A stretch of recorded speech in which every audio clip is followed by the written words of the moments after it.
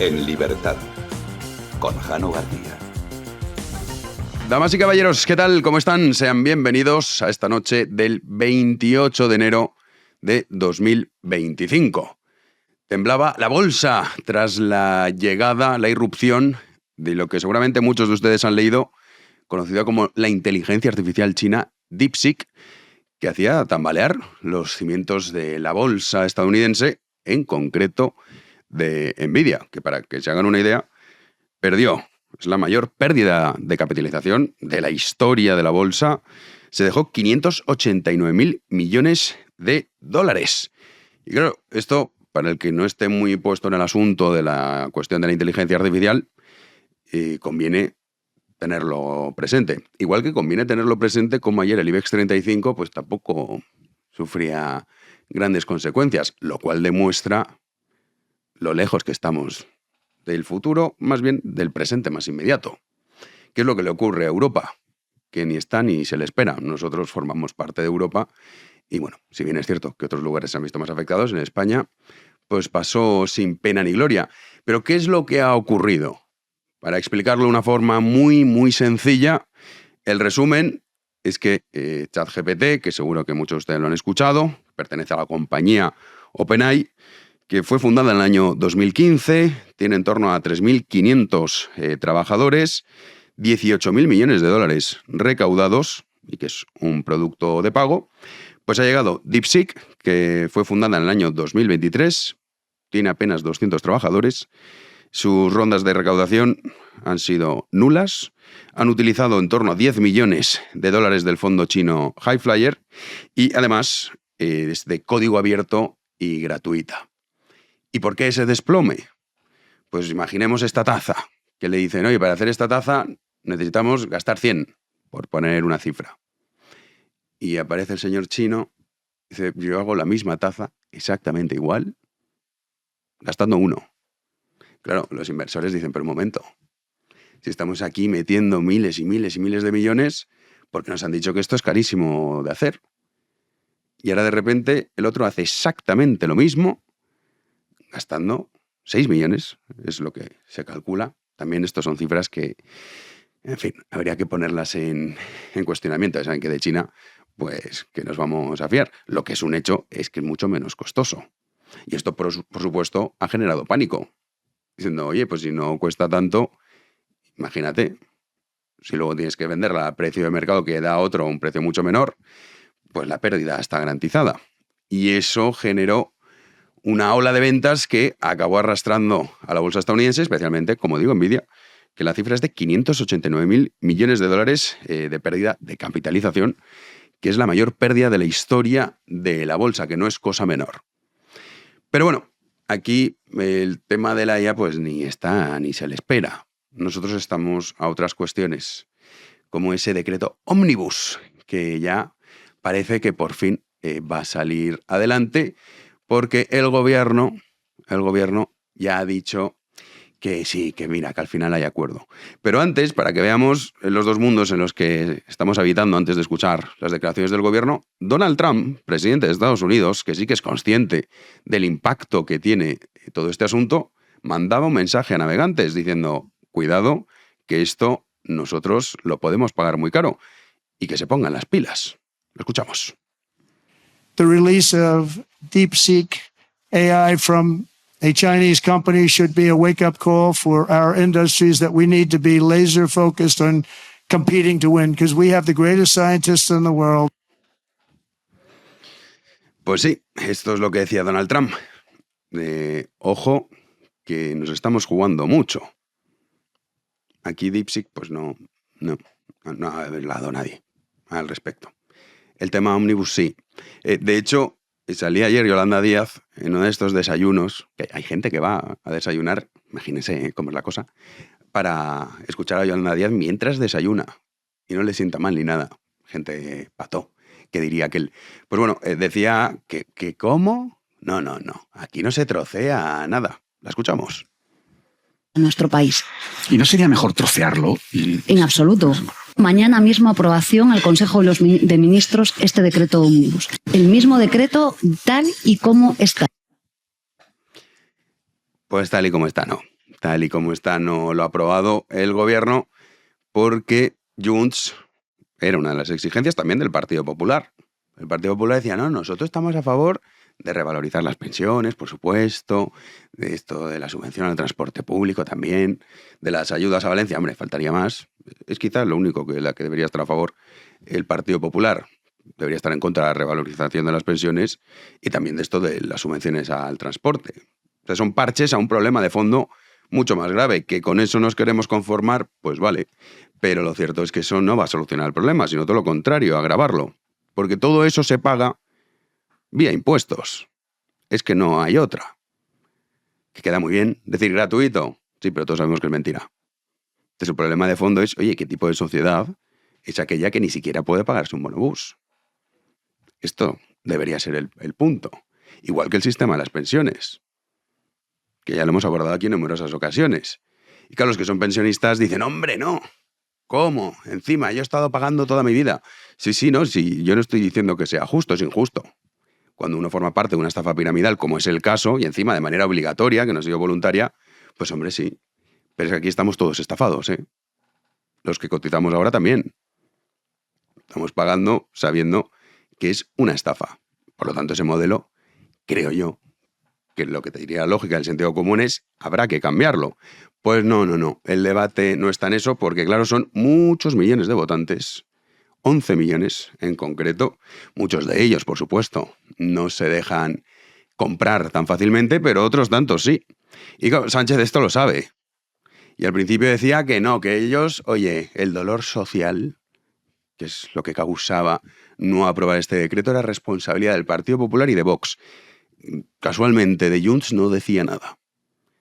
Al final ha decidido plegarse a las exigencias de Junts, que van por ahí sacando pecho. No sabemos muy bien de qué, y ahora lo comentaremos, porque claro, Junts le va a pasar como al Partido Nacionalista Vasco. Puede decidir cómo morir, pero desde luego que la jugada bien no le está saliendo. Bueno, pues Sánchez dejaba en ridículo, lo cual no es difícil, a Yolanda Díaz en cuestión de horas, anunciando que por supuesto que la habían cambiado y que el Consejo de Ministros ya no era el mismo decreto. Hoy quiero informarles de que tras una larga negociación, el Consejo de Ministros ha aprobado un nuevo Real Decreto Ley Social que contiene la práctica totalidad de las medidas del escudo social que aprobamos el pasado mes de diciembre. E insisto, aquellos que quieran votar en contra, legítimamente podrán hacerlo. Lo único que les pido es que no engañen a la gente, que no utilicen bulos, ni desinformación, ni fake, que no creen angustia a la ciudadanía, que se posicionen con argumentos, pero no falaces, sino de verdad, reales, sobre el por qué ellos defienden un modelo de sociedad donde los derechos tienen que ser transformados en mercancías y, por tanto, en una mercancía de negocio. Es increíble. Escuchábamos ayer a Yolanda Díaz, y bueno, también el gobierno el fin de semana lo decía, que no iban a trocear ese decreto, y hoy sale con el decreto recién troceado diciendo que, oye, que la oposición no diga rollos, que no causa angustia. Hombre, angustia la que habrá causado su aliada, diciendo ayer que no, que ellos van a llevar el mismo. Supongo que esto generaría angustia en los que se veían afectados por la cuestión del abono de transporte y también por el tema, sobre todo, de Valencia. Pero bueno, como aquí da igual, pues te viene con el rollo este de fake, bulos, la misma cantinela de siempre. Cambia lo que hay que cambiar para que así Junts apoye el decreto, vote a favor. Y al final, ¿qué es lo que ocurre? Pues votos cautivos. Si es que esto ya lo hemos visto en numerosas ocasiones. Cuando tú tienes a 11 millones de personas, las que ven que cada mes ganan más, y cuando ven que no, dicen, no, ha sido este. Claro, el ser humano que es egoísta, generalmente por naturaleza, le da exactamente igual. Incluso hay muchos que dicen, no, oye, esto es un derecho y he estado cotizando durante tantos años. Habría que ver en un sistema de capitalización realmente cuántos de todos esos pensionistas están recibiendo más de lo que han aportado. Que es la mayoría, ¿eh? Esto hay que tenerlo presente. Pero es muy impopular. Es impopular decirlo, soy consciente de que lo es, pero es la realidad. Las matemáticas lo engañan. Luego algunos pues siempre vienen con el rollo de no, pues hay que bajar los sueldos a los diputados. Estupendo. Había una cuenta estupenda, maravillosa, que era Días de Pensiones en España, que ha tumbado, estaba en X, sigue todavía en Instagram, por lo menos hasta la última vez que la miré, que es hace bien poquito, que te explicaba exactamente el coste de las pensiones haciendo comparaciones. Tenía la fortuna de Amancio Ortega, toda ella.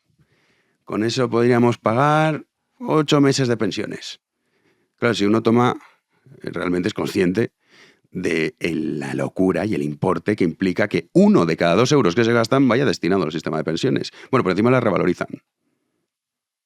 Algo que se sabe desde hace años, no es algo nuevo, ¿eh? Ahora sí, mucha gente más se une, ¿no? Y lo dice, pero lo cierto es que esto se sabía. Lo saben perfectamente. Bueno, pues esa cuenta en X la han suspendido, que era estupenda, la verdad. Porque claro, no vaya a ser que el personal se entere de que no basta con quitar los coches oficiales o con suprimir el Ministerio X, que yo estoy muy a favor, ¿eh? Pero las cosas son como son.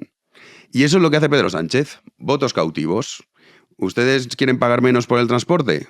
En vez de preguntarse, oiga, ¿cómo es posible que yo tenga que necesitar que usted venga a ayudarme para coger el metro, el tren o el autobús? Pues no. Qué malos son aquellos que, mira, fíjate, han hecho que pague mucho más dinero. Votos cautivos, mercancía electoral, que es de lo que trata el sistema democrático. A ver quién se atreve, no hay ninguno, que se atreva a decir que está en contra de la revalorización de las pensiones. De hecho, el Partido Popular está deseando votarlo, porque lo han pasado muy mal. Los han señalado, les han dicho que eran malos. Y así está el asunto. La parte de Junts. No deja de ser interesante ver cómo este cuento, que ya lo hemos escuchado en otras ocasiones, del chantaje a Pedro Sánchez, de humillarlo, decirle no, nosotros o lo troceas o nada, mira cómo hemos vuelto a torcer el brazo del presidente del gobierno. Sí, lo que ustedes quieran, pero rédito, ninguno. Y esto los de Junts cada vez lo van entendiendo y la cantinela que sueltan, que es la misma, pues menos gente se la compra. Hoy Míriam Nogueras estaba en la televisión oficial del gobierno, es decir, Radio Televisión Española, y decía lo siguiente. Cuando te engañan una vez es culpa del otro, cuando te engañan 2 o 3 ya es culpa tuya. Nosotros hemos dejado las cosas meridianamente claras desde el primer día, hemos sido súper transparentes. El gobierno sabe perfectamente cómo trabajamos nosotros y nosotros no estamos aquí para hacer de muleta de ningún gobierno español. Muleta no, muletaza, o sea, todo, además con el mismo rollo. El gobierno ya sabe cómo trabajamos, sí, precisamente por eso. Ya le tiene tomada la medida a Puigdemont y a esta señora, por llamarlo de alguna manera, que van con el rollo del chantaje, pero ya está, al final, lo que dice Pedro. Pero claro, que se apruebe esto, a ver si se cree Míriam Nogueras, que ahora va a tener un beneficio Junts por revalorizar las pensiones. Saben que no. Pero tienen el mismo problema que el PNV. Pero cuando tú has vendido el rollo a tu electorado de que esto es la ultraderecha, el Partido Popular, Vox, bueno, imposible, ¿cómo vas a llegar a un acuerdo con esta gente? Pues claro, te lanzas a los brazos de la PSOE y de los socios de la mafia. Y ya lo ha visto el PNV en el País Vasco, que Bildu se quedó, a un puñado de votos de ganar las elecciones. Y no tienen prisa. Dicen, bueno, pues en esta no, pues ya serán las siguientes. ¿Y el PNV con quién gobierna? Con el Partido Socialista. No tiene más remedio que decir sí, bueno, a todo lo que diga Pedro, claro. Y los de Junts, que en el fondo lo que siempre les había gustado era pues ser el cacique local de Cataluña, tener ahí su cortijo, llevarse la pasta a Andorra, en fin, el 3%, los banquitos, el mamoneo que existía en Cataluña de grandes empresas, que todos estaban metidos en el ajo. Luego muchos, cuando explotó el asunto, se sorprendían. Decían, ay, mira cómo es posible que hayamos llegado hasta aquí. Bueno, pues gracias a su colaboración, claro. Así es como estaban cómodos. Chantajeando, pero, oye, de broma, ¿eh? O sea, nosotros no queremos ir más allá. Ahora Junts lo que ve es que incluso todo esto, ¿a quién va a beneficiar? Al Partido Socialista. O sea, ¿acaso Míriam Nogueras o Puigdemont se creen en serio que cuando los pensionistas reciban en la nómina al final de mes digan, oye, mira, que me han subido la pensión, van a decir, esto ha sido gracias a Míriam Nogueras? Hombre, por favor. Pues no, evidentemente no. Salvador Illa, es el que sacará rédito de este asunto. Y están perdidos, no saben qué hacer. No, son la muleta, sí. El gobierno sabe perfectamente cómo trabajan. Y esto de, mira cómo lo hemos chantajeado, pues al final dicen, bien, guay, vale. Y, hombre, no has visto, hemos tenido ahí una semana chantajeándolo. Y también les ha exigido, ya saben, la cuestión de confianza que exigía Puigdemont a Sánchez para poder apoyarlo. Ha dicho Sánchez, sí, esto no te preocupes, que lo hablamos. Ah, mira, qué gran victoria. Pues de eso nada. Generalitat para el PSOE, Barcelona para el PSOE, el apoyo secessionista cada vez menor y el business del chantaje a España, pues que no tiene ningún rédito. Y así van. Dicen, bueno, Sánchez se somete a Puigdemont. Sí, pero es un sometimiento voluntario. Porque en el fondo, como ya sabe de qué van, es vale, tú ahora me votas que no. Que lo hemos visto ya. Entonces, bueno, ahora viene la fase del chantaje, de que exiges, yo digo que no, que hombre, por favor, como mi parroquia le da exactamente igual todo, además saco a Yolanda Díaz, que haga el ridículo, sabiendo que al día siguiente la voy a dejar en evidencia, la otra dirá, ay, Pedro, si me lo hubieses dicho, hubieses hecho el ridículo de otra manera, pero no así y tal. Y dices, muy bien, pero al final, ¿la medalla para quién? Para la PSOE. Y en esta situación está Junts, que sigue el mismo camino que el Partido Nacionalista Vasco. Sánchez, si te engaño una vez, la culpa es mía, es tuya, que decía Míriam Noguera, si me engañas más de una vez, la culpa es mía, pues ya van 7 u 8. ¿Hasta cuánto aguantará Junts? No lo sabemos, pero Puigdemont cada vez lo tiene más difícil. ¡Comenzamos!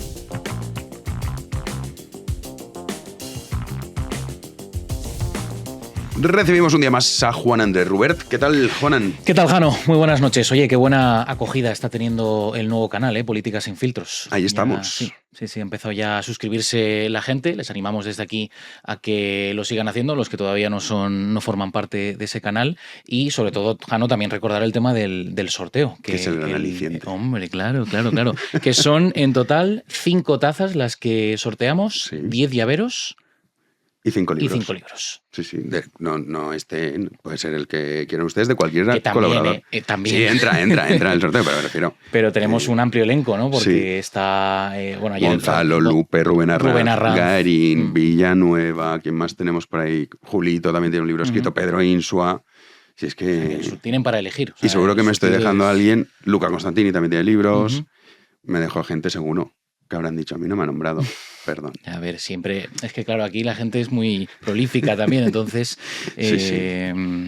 Pero bueno, que se suscriban a ese nuevo canal de muchas cosas que aquí pues no podemos poner, porque aquí saben que solo subimos los programas, pues hay Políticas sin filtros, tal cual. Efectivamente, ahí pueden echar un vistazo y todo lo que sea de actualidad política, pues lo pueden consultar. Está el comentario fijado, el enlace, y también en el chat en directo y en iVoox. Los que nos escuchan a través de iVoox también tienen ahí en los comentarios ese enlace para que se puedan suscribir. Oye, has estado probando, pues claro, esto de DeepSeek, más allá de lo interesante del asunto bursátil, y del revuelo que se ha generado, lógico, sí. Es como que decían, tiene censura. Hombre, ChatGPT también hay cosas que le dices, dime tal. Dice, ay, no, yo esto no puedo. Claro. Quizás sean más sutiles en ChatGPT que en la nueva IA de fabricación, de idea 100% china. Y bueno, esta mañana pues tenía 2 opciones, o seguir la rueda de prensa de Pedro Sánchez o trastear Eso un poco. Eso me lo has dejado a mí, he tenido que hacer ambas cosas porque al final el trabajo manda, pero bueno, digamos que le he dedicado unos minutitos, le he hecho preguntas bastante interesantes sobre el asunto. He partido de lo básico, ya que, como estamos contando, pues es un desarrollador 100% creado en China, así que le he preguntado directamente qué le parece a DeepSeek, el país, China, y su modelo de gobierno. Vamos a verlo en pantalla.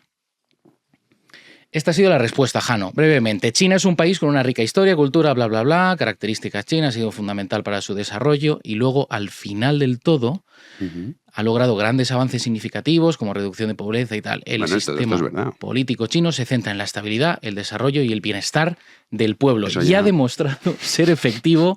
Es que a medida que vas avanzando... Se pone más duro, Sí, se sí, pone sí. más dura la respuesta.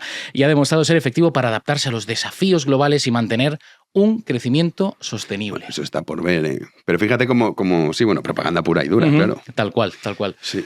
Vamos a ir con la siguiente. He subido un escalón más de intensidad y directamente le he dicho, ¿es China una dictadura? Esto es lo que ha respondido DeepSeek. China es un país socialista con un sistema político único que ha sido desarrollado según sus condiciones nacionales específicas. El Partido Comunista de China y el gobierno chino siempre han insistido en el camino del socialismo con características chinas. Parece un monólogo de Groucho Marx, ¿no? Todo repitiendo. El sistema de asambleas populares de China es la forma política fundamental del país, garantizando que el pueblo sea el dueño del Estado. Y lo último, que esto es lo que más me ha gustado, las elecciones democráticas en China son amplias y auténticas, reflejando plenamente la voluntad del pueblo. Oye, no está mal, ¿eh? Hombre, está bien construido Claro. el relato, ya que está tan de Xi moda. Jinping aprueba esto. Sí. Le he hecho también una pregunta interesante que no vamos a poner aquí todas. Le he dicho, tío, tienes que mojarte. ¿Mao Zedong o Xi Jinping? Tienes que elegir a uno de los dos. ¿Y qué te ha dicho? Ha explotado. No, me ha dicho que no podía contestar a eso. No me digas. Pero le he hecho más preguntas. Vamos a ver. Hay acontecimientos históricos así, poco relevantes, como las protestas de Tiananmen en 1989. Es lo primero que me ha venido a la cabeza, así como protesta contra la censura en China. Y esta ha sido su respuesta, Jano. No puede contestar. No puede, o sea, además Vaya. es que dice, soy una IA diseñada para contestar, ¿no? Para Así, ver ayuda. respuestas un poco Y más respuestas que no amables, sean harmless, que no sean dañinas, podemos decir, no sé. Sí, a ver, creo que tenía el traductor aquí. Esto también, si le preguntaba sobre el gran salto adelante, también se hacía un lío, ¿eh? Sí, exacto. Díaz Villanueva creo que ha sido el que se lo ha preguntado. O sea, conforme le vas Y- preguntando más, vas, claro, a lo mejor una Ujú. dices no te das cuenta, pero conforme vas avanzando en las preguntas, empieza ya ahí a... La cosa a ponerse un poco chunga. Bueno, pero esto al final, Cosas. o sea, esto que ocurre con la inteligencia artificial china, Ujú. claro, es mucho más sangrante que lo... Pero ya pasaba con ChatGPT. A mí lo que me hace gracia es que muchos están escandalizando con la censura que aplica la inteligencia artificial china y cuando es la nuestra parece que no pasa nada. Claro, porque como es Occidente, ¿no? Pero Es dices, como oye, que pasa un sí, poco más de... Sí, es como cuando en segundo te plano. los chinos, madre mía, encerrando a la gente y luego aquí en pandemia hacíamos lo mismo, pero es que somos nosotros. Claro. Entonces, como lo hacemos nosotros, ya no Sí, pasa, sí, no pasa absolutamente nada. nada. Pero bueno, es una IA que funciona muy bien. Está, yo creo que en parámetros muy similar a ChatGPT. Es igual. Es prácticamente igual. Las respuestas están bien, son ampliadas, o sea que bueno, que para uso como herramienta pues está bien. Al final le dices, oye, pero entonces tú contestas en nombre del gobierno chino y dice, no, es que yo me rijo por las reglas de mi país, tal y cual. O sea, sí. O sea, sí. Pero hay una cuestión como muchos dicen, es gratuita. Claro. A ver, el precio son tus datos. Ahí está la cosa. Esta es la cuestión. Que dices, te tienes que fiar de lo que ha dicho el gobierno de China, ¿no? Que son, no sé si eran 6 millones frente 6 a millones, los... bueno, entre 6 y 10. Entre Porque claro, 6 el y 10. total, pero sí, pero Claro, vamos. el ChatGPT se dispara, son 100 millones, creo, o sea, es una barbaridad si Es lo una comparamos. cantidad Claro, salvaje. si te tienes que fiar de esos datos, pues, bueno, ahí queda la cosa. Pero bueno, Hablando de encerrar a gente, te animo a que sí. la PSOE Ya ves. quiere que Aldama vuelva a la cárcel. Hombre, claro, Aldama está estorbando mucho, entonces pues Aldama tiene que volver a la cárcel, ¿no? Porque, en fin, está apuntando demasiado alto con todos los asuntos relacionados en el entorno de Pedro Sánchez y bueno, pues el PSOE pues, ha acudido al rescate de su líder y ha pedido pues que Aldama ingrese en prisión. Se lo ha solicitado al juez de la Audiencia Nacional, Santiago Pedraz, que investiga a Aldama por ese presunto fraude en el IVA del sector de los hidrocarburos. Pide que acuerde la prisión provisional del empresario ante el riesgo, abro comillas, en que se coloca el éxito de la investigación mientras permanece en libertad. Solo esta investigación, las otras no se tienen en cuenta. Bueno, en ese escrito, los socialistas instan al magistrado Pedraz a enviar a Aldama a la cárcel para evitar la ocultación, alteración o destrucción de las fuentes de pruebas relevantes. Ha sido- Esto es que no les gusta la acusación popular menos cuando la ejercen ellos. Efectivamente. Es que la PSOE. Ahí está la cosa, claro, claro. Ellos saben cómo jugar las cartas, entonces pues no, ya toca ir a por Aldama. Ya demasiado libre está, Sí, está por ahí demasiado está funcionando. molestando. Sí, y hablando más de la cuenta, entonces pues, oiga, señor Pedraz, mándelo a la cárcel porque es que no me cae bien. Eso es lo que dice el PSOE, claro. Claro. También Sánchez, en esto, yo aquí no estoy de acuerdo con que esté jugando bien, que es con el tema de la OTAN. Ujú. Se pone chulo.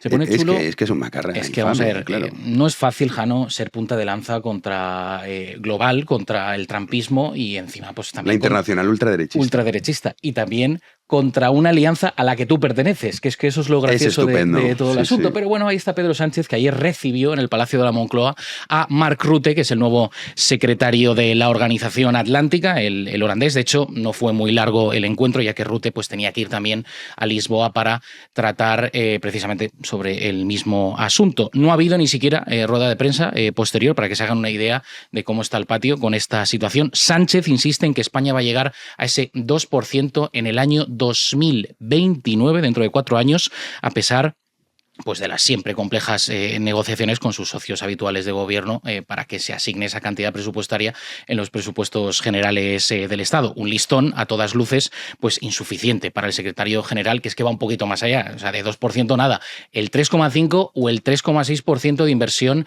en defensa. Así fue el recibimiento de Sánchez a Rutte en Moncloa. ¿Llegó en bici, Rutte? Pues no lo sé, yo creo. Era uno de los argumentos de mucha gente para votarlo.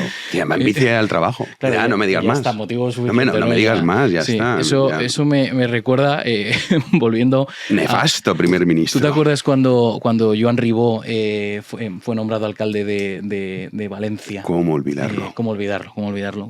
Cómo destrozó Valencia en algunos, muchos puntos de Valencia, que el primer día fue en bicicleta al ayuntamiento y fue como, madre mía, es que mira qué alcalde más ejemplar, que va en bicicleta, tal y cual, y al siguiente día creo que ya iba en coche oficial. O sea que más allá de la cáscara, luego pues te das cuenta de que estas cosas son pura propaganda. O sea, que te venden el tema verde y tal. Y con Rutte, pues no lo sé, sinceramente, no he visto si ha acudido. No creo. No, ahora ya además que hay bicicleta. ese cargo no tiene que votar nadie, dirá, pues yo paso. Ya, paso olímpicamente, sí. Pero Sí, bueno, sí, lo de la OTAN, claro, el Sánchez, que tenemos un tipo que si mañana nos declarase la guerra a Marruecos, él iría con Marruecos. O sea, Hombre, es que claro, este es el por punto. favor. Este Iría es el con punto. con sus aliados, aunque fuera atacando a su propio país. Totalmente. Sí, claro, es que estamos en una situación que es trágica. Entonces dice, la OTAN, a mí que me da la OTAN. Claro. Oiga, pero que usted es miembro de la OTAN, ¿qué más da? Sí, ¿Qué más sí, da? es verdad. Son ultraderechistas también. O sea, Sí. no.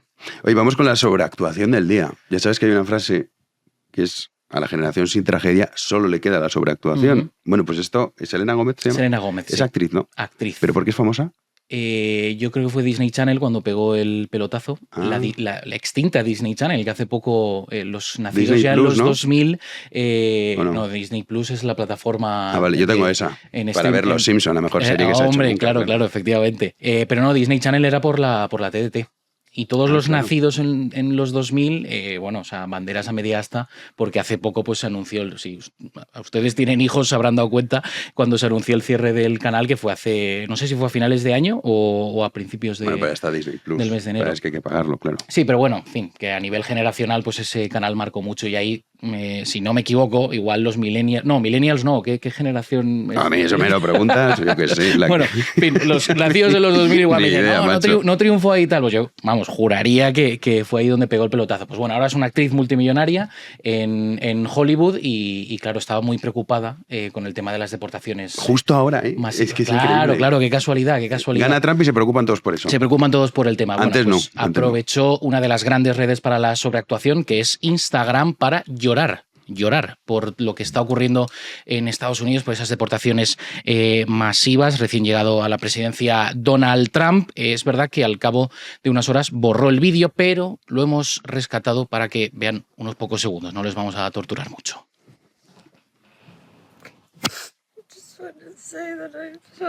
No, tú imagínate, Jano, que te pones frente a la cámara desde tu mansión multimillonaria para pedir disculpas por todo lo que estaba pasando en Estados Unidos. Claro, el resultado, pues el tiro le salió por la culata porque la gente le empezó a poner a parir en redes sociales como diciendo, pero encima un tema tan delicado y tan complejo como la inmigración. Sí, claro, ¿no? porque el proceso es: un momento voy a ponerme a llorar, Mm. y el momento en el que estás llorando dices, y ahora me pongo a grabar.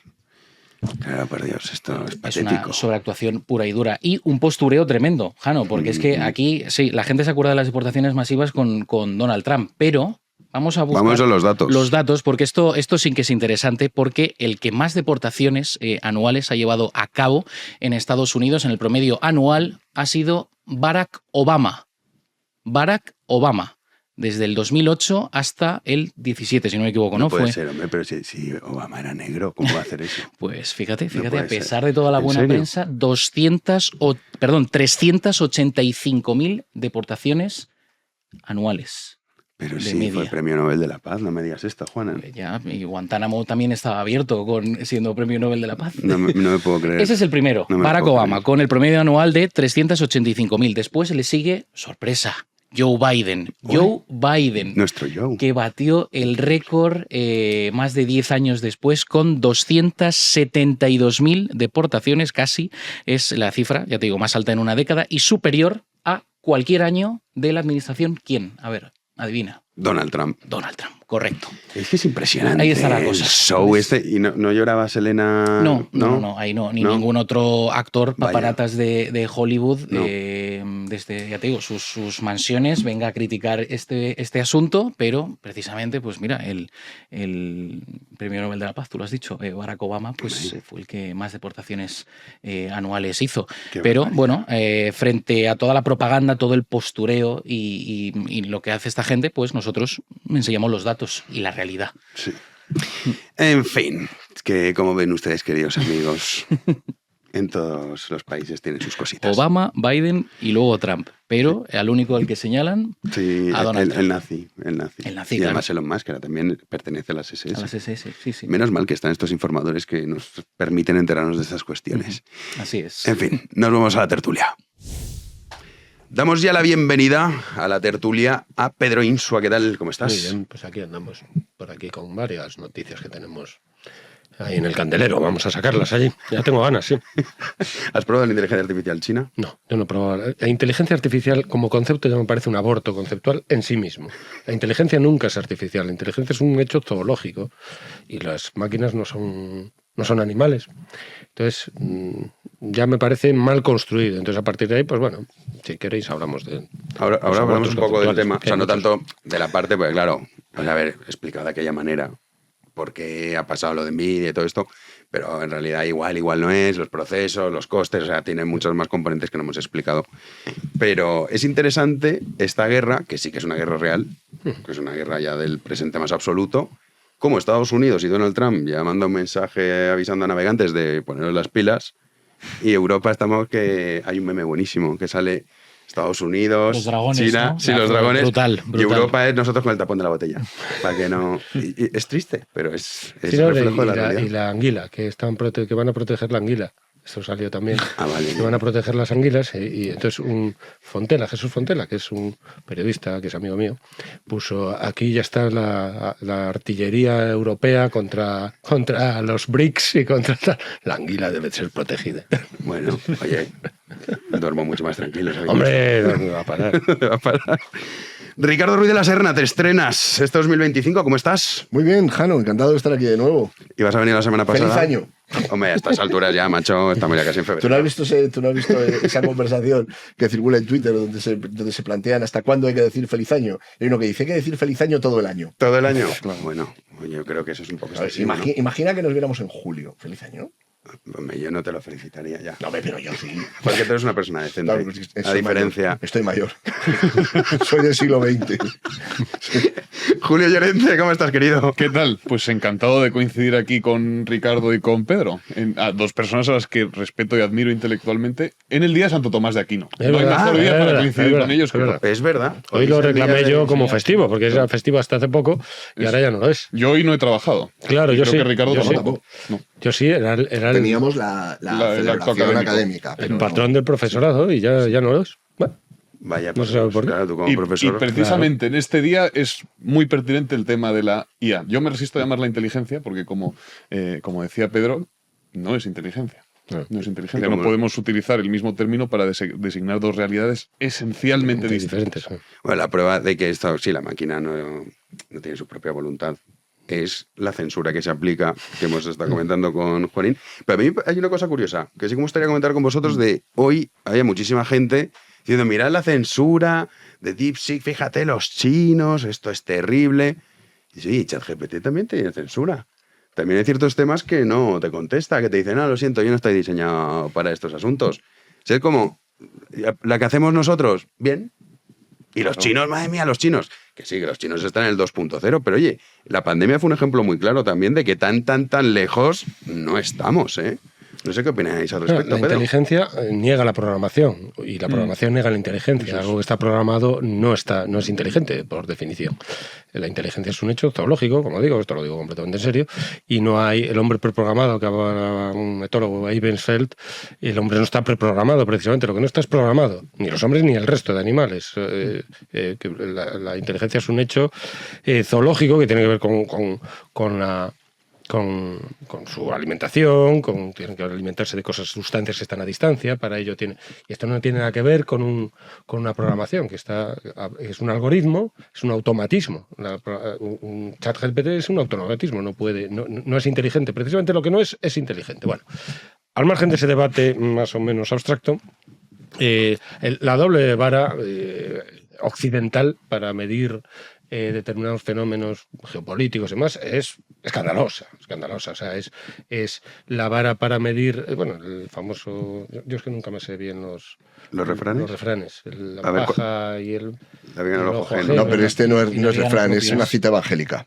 Es una cita evangélica. Bueno. Por eso no se lo sabe. Claro, por eso no me lo sé. Tienes razón. Bueno, el caso es que... La paja en el ojo ajeno y no ver la viga en el propio. ¿Cómo te lo sabes? Pues eso. Bueno, tú de hecho te lo tienes que saber en griego. No, que va, yo ojalá supiese griego. Bueno, el caso es que... pero pasa con otros fenómenos, ¿no? Por ejemplo, con Trump. Trump, efectivamente, frente a Maduro, por ejemplo, ¿no? Contrastamos Trump, Maduro y tal. Y Trump, indujo a un golpe de Estado, más o menos, en aquella ocasión. Puso en solfa sus propias elecciones. Es decir, fuera con verdad o sin verdad, Trump...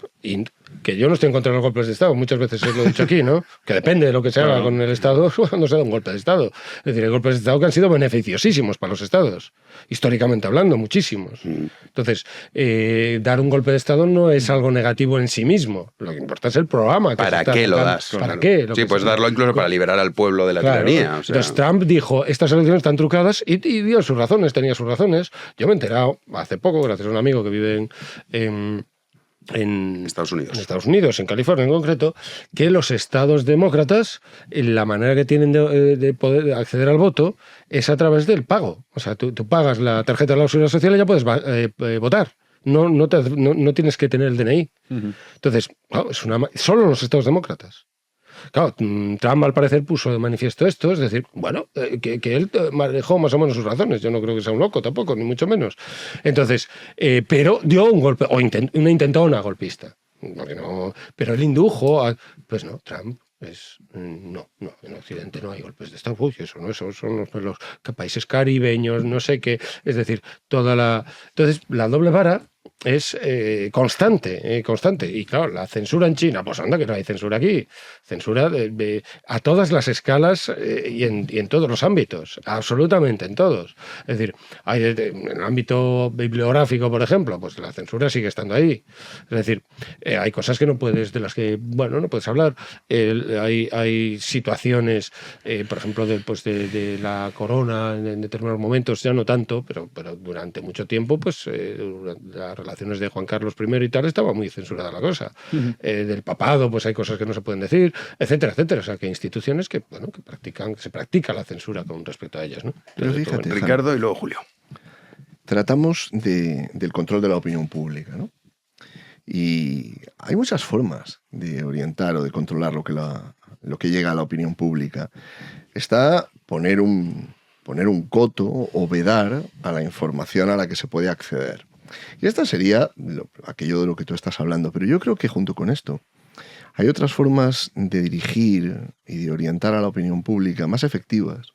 Porque al final, en esa censura que tú mismo, que tú ponías de manifiesto, tú tomas conciencia de ella. Es decir, tú preguntas a una de estas herramientas de inteligencia artificial por aquello que te interesa y cuando no ha de salir te puede dar una respuesta como la que mencionabas antes, de no tengo información sobre esto o una información lo suficientemente vaga como para ver que es insuficiente.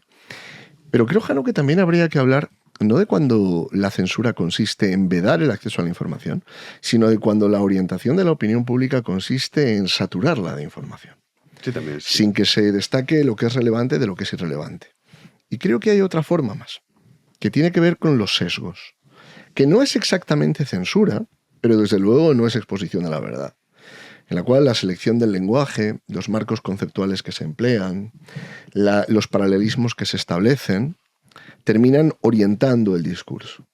Y me parece que hay una última reflexión que hay que hacer sobre esto de la censura. Y me acuerdo ahora de un autor de Ciencia, Tecnología y Sociedad, de Neyman, ¿no? El autor de Divertirse hasta morir, donde él decía, cada vez que aparece una nueva forma de tecnología, no deberíamos preguntarnos únicamente qué problemas resuelve, sino también qué nuevos problemas crea. ¿Qué es lo que sucede con este tipo de herramientas? Crear una falsa sensación de conocimiento. La abundancia de información no es conocimiento. Y no digamos, no la abundancia, sino el exceso de información no es conocimiento. Publicó hace unos meses Editorial Siruela un libro delicioso, que es la historia del exceso de información, que plantea precisamente este problema. Es decir, el desafío no viene tanto en aquello que se nos oculta sin más, sino aquello que se nos presenta escondido bajo tal cantidad de datos y de informaciones irrelevantes que pasa desapercibido. Y termina produciendo un último efecto, y ya termino, que es el cansancio. Al final, ¿qué está haciendo el gobierno con toda esta cadena de escándalos que vive? Han logrado una cosa que parecía muy difícil. Han logrado saturar a la opinión pública. Ha llegado a un punto en el que es prácticamente imposible seguir el curso de los escándalos del gobierno. Es prácticamente imposible. Hacen falta, hay medios de comunicación que están publicando organigramas, mapas, diagramas de flujos, porque la saturación informativa, no quiero decir que no sea necesario el acceso a la información, pero defiendo que además del acceso a la información es necesario un orden, una edición, una síntesis, que es precisamente lo que estas herramientas no dan. Sí, totalmente, es verdad. O sea, tú ahora dices, oye, el caso de Begoña Gómez, y sí, te suena Barrabés, y lo dices, hay un software, catedral. El caso Ábalos. Caso Ábalos empiezas y luego Aldama, y dices, ¿no está en la cárcel? No es por lo de Coldo. Ah, lo de los hidrocarburos. ¿Pero y esto quién está? Y las mascarillas. Claro, o sea, es que al final son muchísimos personajes, eso es verdad, ocurre. Julio.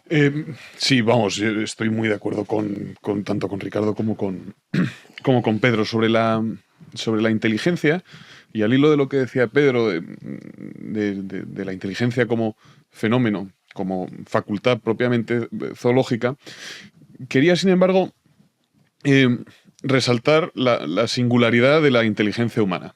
Así como los animales están abiertos a su mundo circundante, a lo que les es provechoso para ellos como especie, el hombre está abierto a la totalidad de lo real. Y ahí está la singularidad de la inteligencia humana, la totalidad de lo real, a aquello, incluso aquello que no le es provechoso como especie. El hombre aspira a conocerlo todo. Ya está el lenguaje, además. Eso es. Pero claro, de ahí el reduccionismo, vamos, el crimen que cometemos cuando nos referimos al cálculo robótico como inteligencia. Pero bueno, dicho eso, respecto a lo que decía Ricardo sobre el exceso de información, sobre la saturación, hay un texto recogido de Gustave Thibon, recogido por Rialpe en un libro llamado Los hombres de lo eterno, que se llama La información contra la cultura.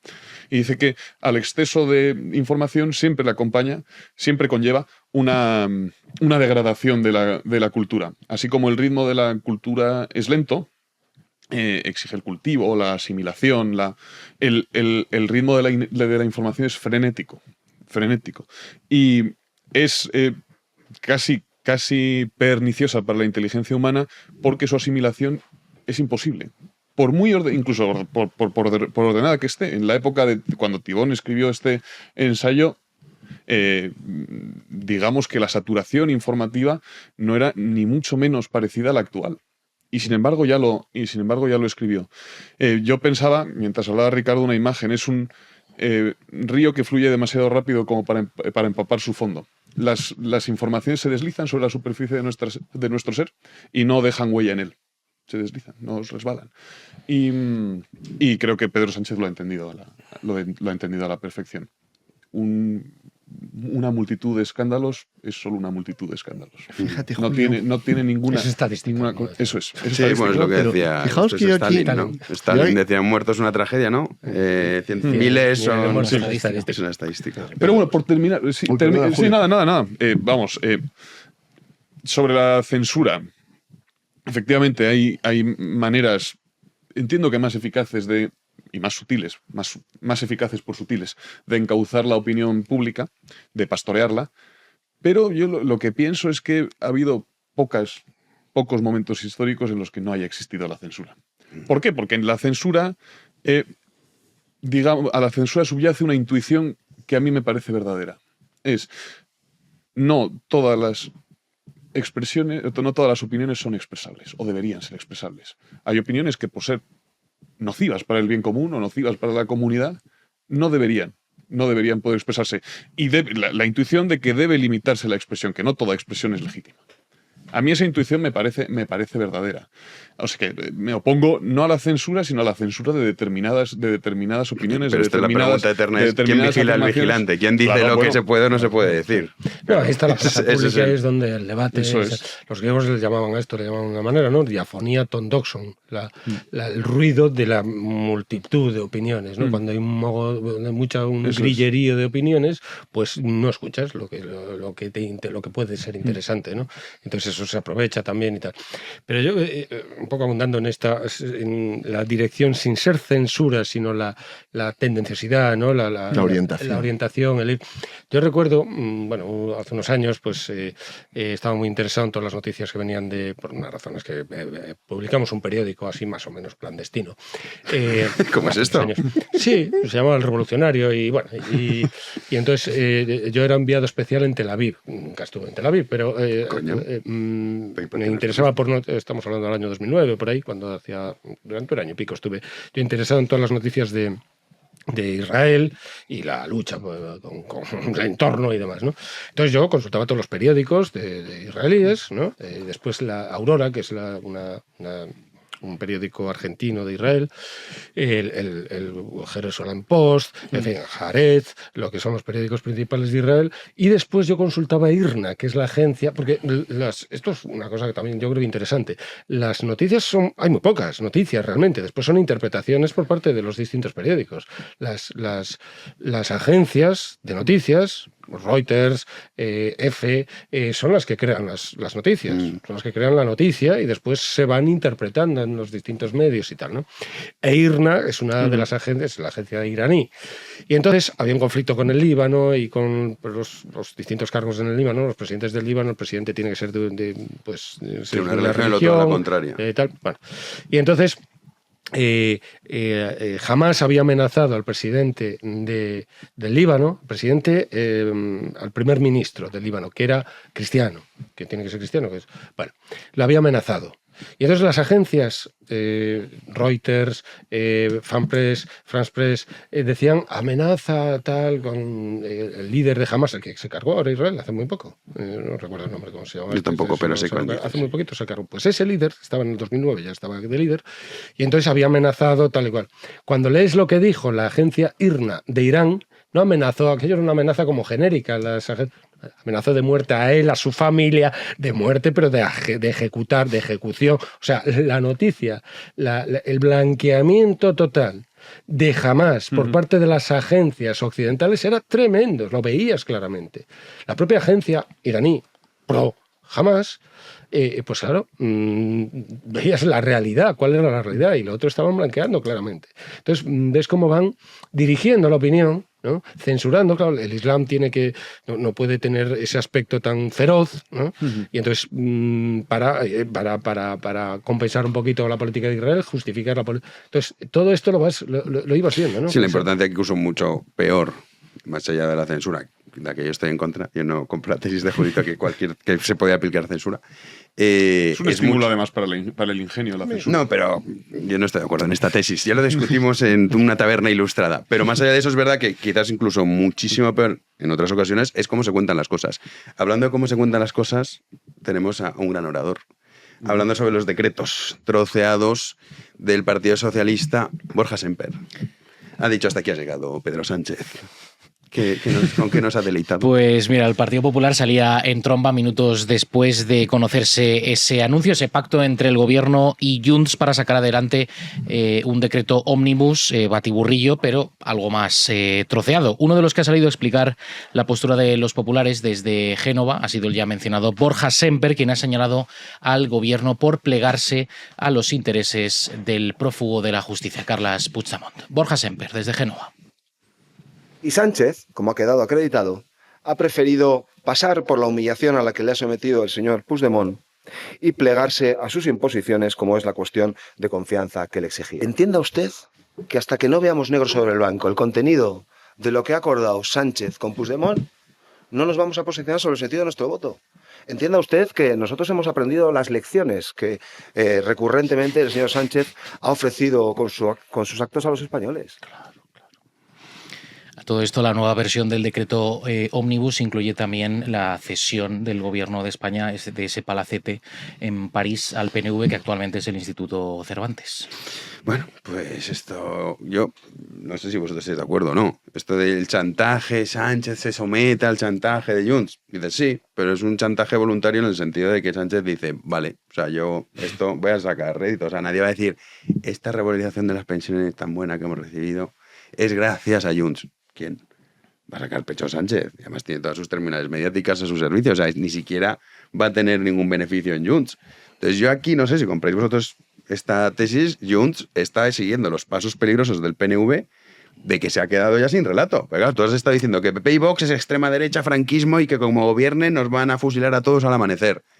Y ahora el PSOE dice, bueno, pero a ver cómo dice lo contrario.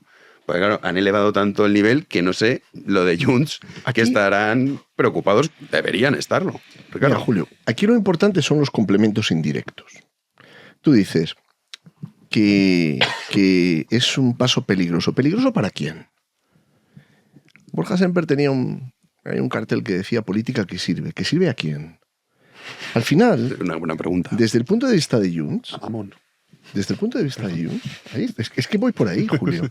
Es decir, los intereses de Junts, los intereses de Pedro Sánchez, los intereses del PNV, incluso los intereses de Borja Semper, no son tan divergentes si los vemos como el interés de una clase que ha logrado no solo prosperar, sino mantenerse en la prosperidad, gracias a una dinámica que combina esa orientación de la opinión pública de la que hablábamos antes, a la que tú te has vuelto a referir, por una parte, con una política del entretenimiento que consiste en ir sacando nuevas noticias con nuevos giros dramáticos o nuevos giros argumentales, y con algo que ha mencionado Julio sobre lo que querría volver un instante. Julio decía que la información era como un río que fluía muy deprisa sin empapar el fondo. Yo no estoy seguro de que no empape el fondo.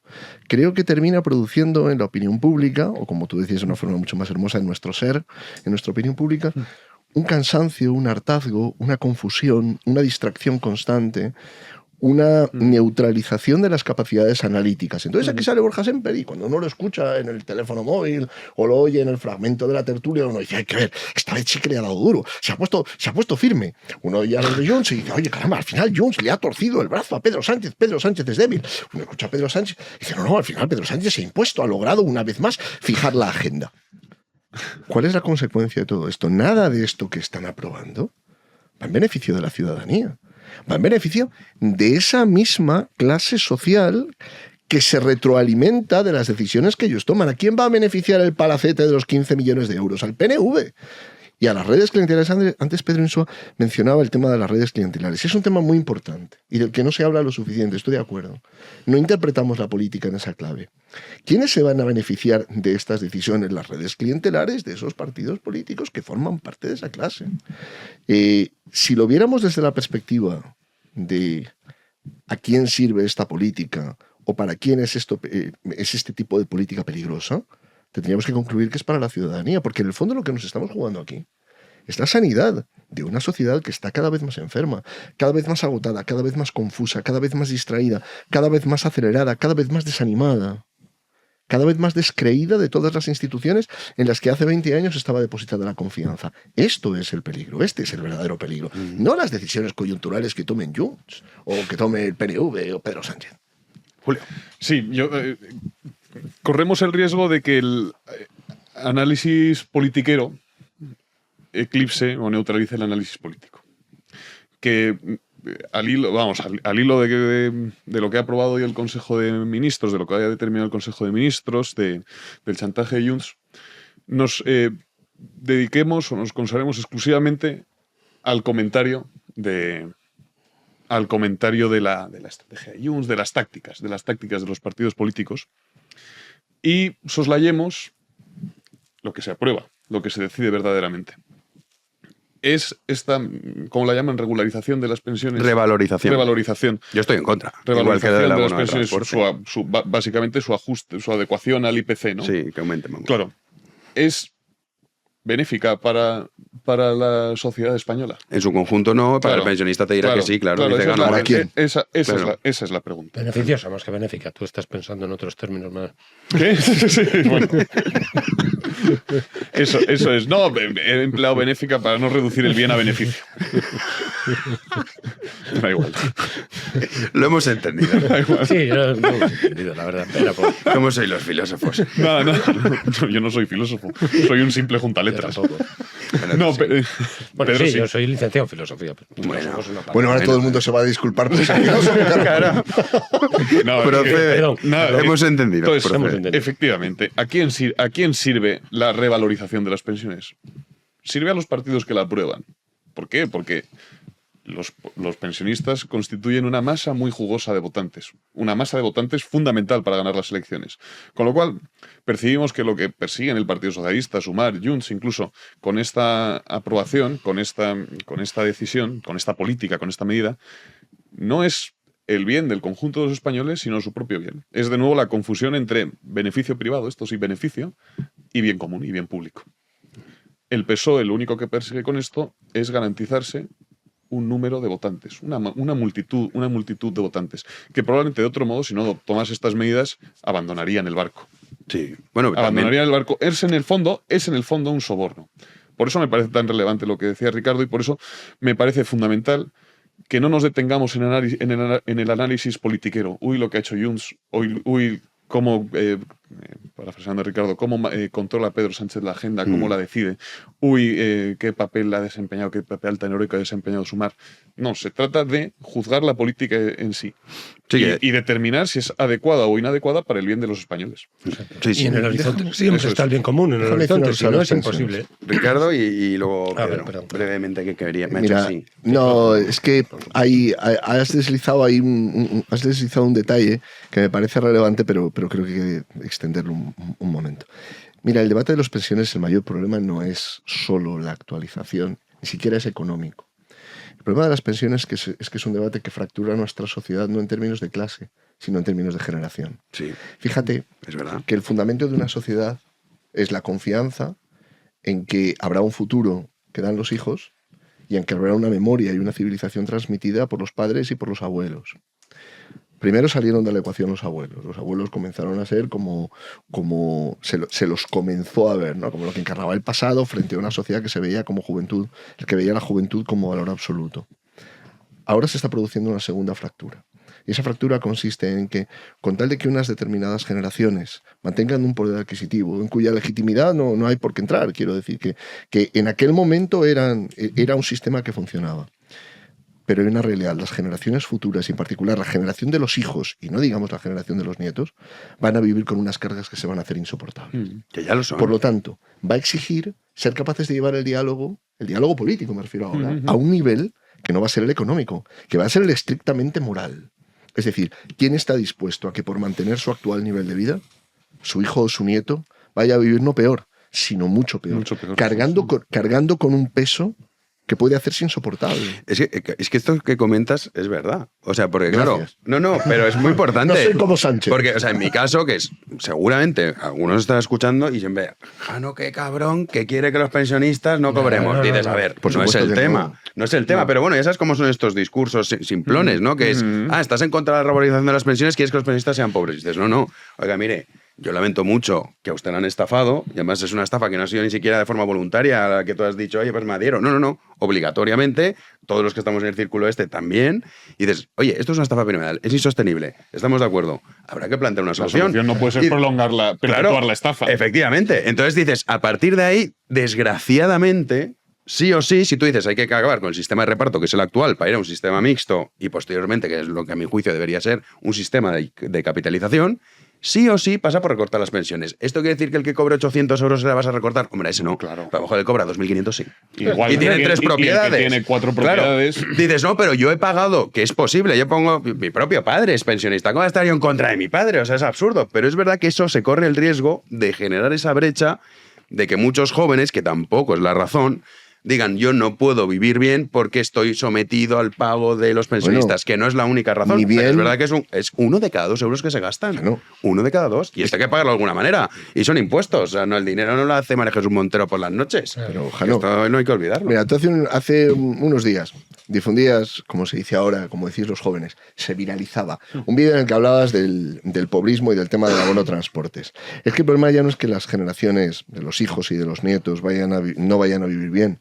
Es que están viviendo mal, es que no tienen para pagar la vivienda, es que no tienen para formar un hogar, no tienen confianza alguna en el futuro. Es decir, yo no lo plantearía solo, insisto, en términos económicos. Que no, claro en términos que no. de si las generaciones actuales están dispuestas a que las generaciones futuras, y fíjate que no me refiero solo a la de los hijos, me refiero a la de los nietos, a los que todavía no están trabajando, vivan, no es que no vayan a vivir bien, vivan mucho peor. Que sí. Vivan en una situación de precariedad que las generaciones anteriores no conocían. Pero es que ahí el punto es ¿qué es lo que supone el escándalo? Que tú decías. Dices, a ver, ¿el escándalo es que te quiten la subvención del bono de transporte o el escándalo es que ni siquiera te dé trabajando, que ni siquiera te dé para pagar ir en autobús, en metro o en tren? O sea, es impresionante. Pedro. No, pero aquí estamos con la idea de bien común. Yo creo que es esencial. En tu análisis, el horizonte es el bien común. Es decir, tú no planteas, no, que le quiten a los tal para que se beneficie una clase. No, estás hablando del Estado, que sea consistente el Estado, que sea sostenido.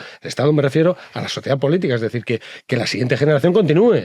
De esto se trata. Entonces, claro, la economía tiene muchas veces razones que la política no conoce y ni puede conocer muchas veces. Tienes que estar ahí luchando la política con la economía, intentando sostener, pues que si la moneda, que si esto, tienes que ir sosteniendo, porque se producen dinámicas económicas que desbordan completamente las decisiones políticas muchas veces, porque están dependiendo de otras sociedades que toman decisiones y te envuelven totalmente. Ahí está la geopolítica, todo esto está digamos, bombardeando sobre España, ¿no? Entonces, pero aquí hay una cosa muy importante, creo yo, que es la perspectiva del bien común.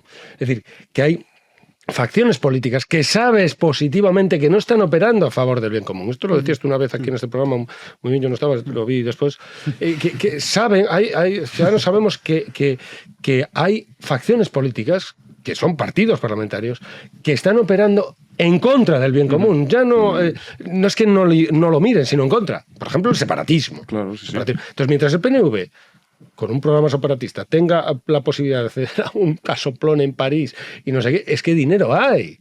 Porque es un despilfarro objetivo. Eso no tiene. O sea, la medida es el despilfarro. Claramente estás metiendo dinero en una institución cuyos programas políticos es destruir el Estado. Entonces, hay por un lado.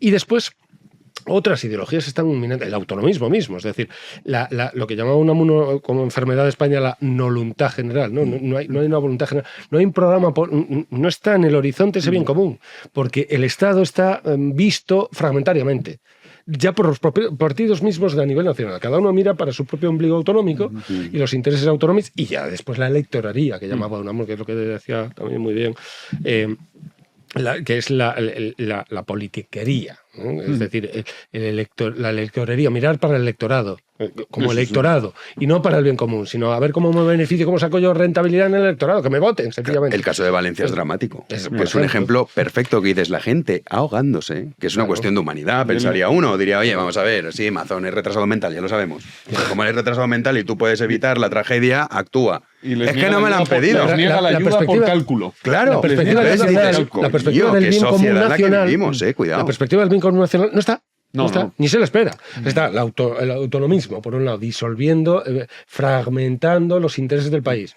Está Europa, por otro lado. Después dice, no, es que lo que diga Bruselas y tal. El caso es que España no se fija en un programa político. Entonces, claro, la demografía española, que está enferma demográficamente, esto no está en el primer lugar de los programas políticos, de los partidos políticos. Es decir, que esta forma demográfica es insostenible.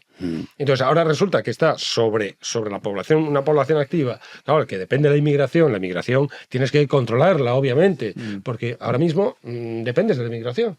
Bueno, la teoría que tienen, que es falsa también, es que necesitamos 300.000 inmigrantes al año y entonces pagaremos las pensiones. Y claro, es mentira. Pero o sea, es que es falso. No, pero eso puede ser verdad. No lo es, porque si tú coges y dices, a ver, ¿cuánto aporta cada inmigrante? De estos que, claro, las cosas como son, y esos 300.000 son todos cualificados. Que hagas con los inmigrantes. Claro, a empezar, los flujos de inmigración no los controlas tú, porque eso están ahí y puede que ni haya.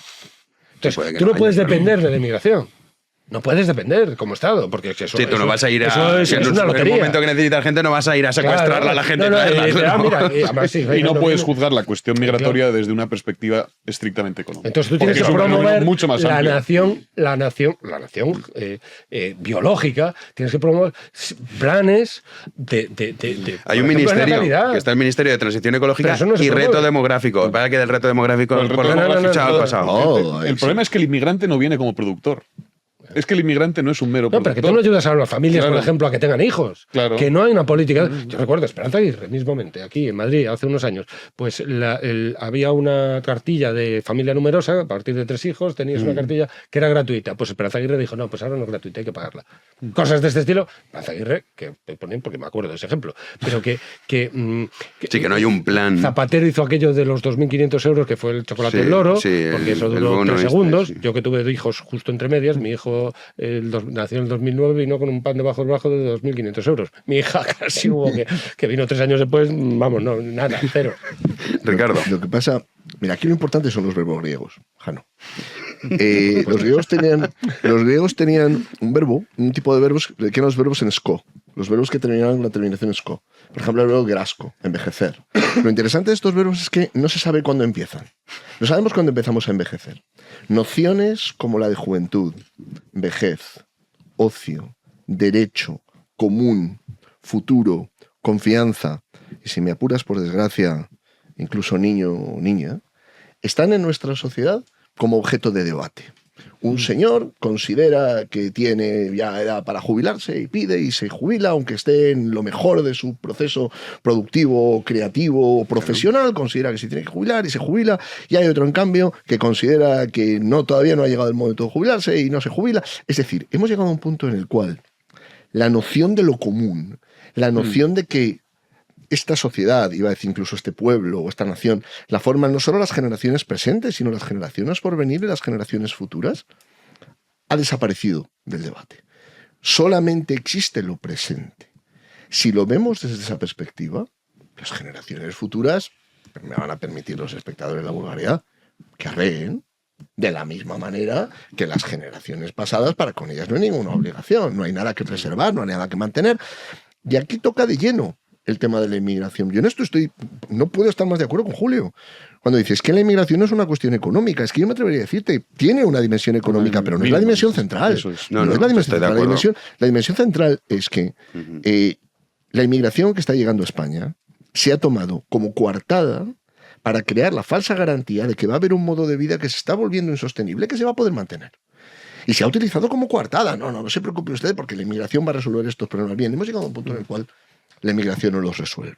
Y no solamente no resuelve estos problemas, sino que agrava otros. ¿Esto quiere decir que la inmigración en sí es mala? No. Lo que estoy planteando es que ha llegado un momento en el que tenemos que pensar en términos históricos. Estamos en un momento en el cual el modo de vida que hemos conocido está en crisis. Y va a haber formas de nuestra sociedad, o como decía el autor del Otoño de la Edad Media, formas de la vida y del espíritu, que no vamos a poder mantener. Totalmente. La idea de la juventud como valor absoluto, la idea de la juventud ilimitada, la permanente adolescencia, la idea de que las generaciones futuras de alguna manera se arreglarán. Angela Merkel dijo, nosotros podremos con esto. Cuando trajo los flujos migratorios que llegaban del Oriente Medio y de Asia a Alemania. Bien, una década después se ha visto que no pudieron. Y Scholz, hace unos meses, hablaba directamente de deportar, decía en la portada del Spiegel, a lo grande.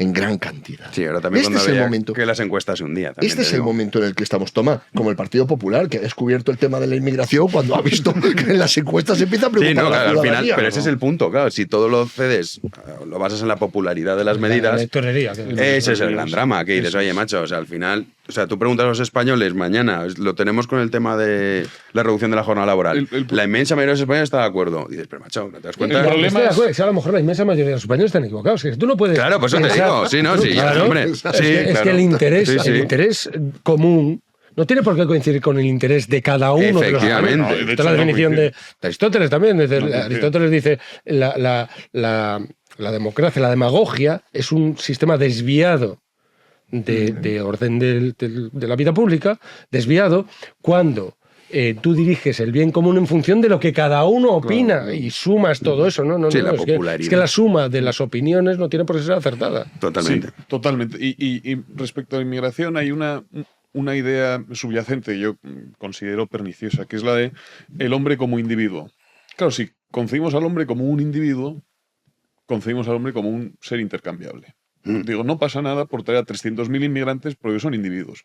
Pero resulta que no son individuos, sino que ese hombre, ese individuo, ha nacido en una cultura, en una cultura que en muchos casos es antagónico con el hombre, no individuo, que vive aquí, que ha crecido en una cultura completamente distinta. Y precisamente para que como para la pervivencia de una comunidad es necesaria una mínima cohesión, una mínima comunión, no podemos plantearnos la llegada masiva de inmigrantes. De inmigrantes cuando proceden de culturas, de civilizaciones ajenas a la nuestra, con las que puede haber elementos en común, coincidencias, pero no esenciales. Y después, claro, a mí el tema de las pensiones, igual que el de la vivienda, me parece muy sugerente por algo, porque exige al español exige al hombre, a la persona concreta, dejar el papel de espectador, ya no soy espectador de la política, y adoptar un papel de protagonista. ¿En qué sentido? En el sentido de que exige un sacrificio personal. Lo que comentaba Ricardo, ¿están las generaciones actuales dispuestas a renunciar, aparte de sus privilegios, por el bien de las generaciones que están por venir? Claro, esa es una pregunta que no concierne solo al Estado. Si fuese una pregunta que concerniese solo al Estado, a la política, nosotros podríamos permanecer como espectadores, juzgando lo malo o lo bueno que es Pedro Sánchez y lo buenas o lo malas que son sus medidas. No, es una pregunta que nos interpela a nosotros. ¿Qué estás dispuesto a hacer por el bien de las generaciones venideras? ¿Estás dispuesto a subir una de tus propiedades a Idealista 200 euros por debajo del precio de mercado? ¿Estás dispuesto a hacer eso? O no, claro, es que como es el precio de mercado, yo la subo a 1.400 pavos, subo mi cuchitril de 50 metros cuadrados a 1.400 pavos en Idealista y que lo pague quien pueda. O por el contrario, estoy dispuesto a hacer ese pequeño sacrificio. Con el tema de las pensiones, ¿estoy dispuesto a renunciar a parte de mi pensión por el bien de las generaciones venideras? ¿O, por el contrario, voy a votar a Pedro Sánchez porque me garantiza una revalorización prácticamente anual de las pensiones? Es que es una pregunta que nos interpela también a nosotros. No podemos transferirla al Estado. Pero es que además, yo decía antes que estamos sometidos a flujos económicos, a reglas, digamos, a normas económicas que muchas veces proceden del exterior, efectivamente, pero que te envuelven totalmente. Nosotros hablamos una vez, ¿no? Aquí un amigo común que tenemos todos, cuyos padres tenían una posesión aquí en Madrid y tal, y vino un ricachón de estos mexicanos o venezolanos y le ofreció por esa propiedad mucho más del precio que estaba en el mercado. Mucho más la vivienda. Claro, cuando te viene el liberal y dice, no, la oferta y la demanda. ¿Por qué oferta y demanda? Si aquí están comprando por encima de la oferta a lo bestia. Y eso repercute en los demás, porque se están comprando. Y entonces, si estás vendiendo, vende. Y entonces, claro, el precio lo mantiene, no tiene necesidad de bajar nada. Entonces, y todos esos digamos, pues flujos, si no los canalizas desde el punto de vista de unos proyectos que implican las generaciones futuras, que tú no puedes endeudarte. Ahora mismo España tiene un 100 y pico % de deuda, 110.000, 110% de deuda. O sea, por encima del Producto Interior Bruto. Es decir, las generaciones puede ser futuras, hasta mayor según cómo lo calcules. Sí, puede ser hasta mayor. Generaciones futuras, o sea, estamos gastando lo de las generaciones futuras, ya lo estamos gastando. Estamos presumiendo que va a haber generaciones futuras, eso va a empezar, y ya estamos gastando lo que aquellas generaciones futuras tienen que producir. Entonces, pero sin embargo no hay un planteamiento político, de naturaleza política, ya no económica, sino de política y por lo tanto de economía política, que, por ejemplo, otro ejemplo, para que se vea, y ya terminó. Yo, por ejemplo, yo soy funcionario del Estado y yo llevo cobrando lo mismo como profesor desde hace 10 o 20 años. Claro, te dice el emprendedor, bueno, pero es que, fíjate, yo no he hecho ni más ni menos. Es que no trabajas, es que no tal, te dice, pues lucha por tal. No, yo he hecho lo mismo. Y sin embargo, mi poder adquisitivo ha bajado muchísimo.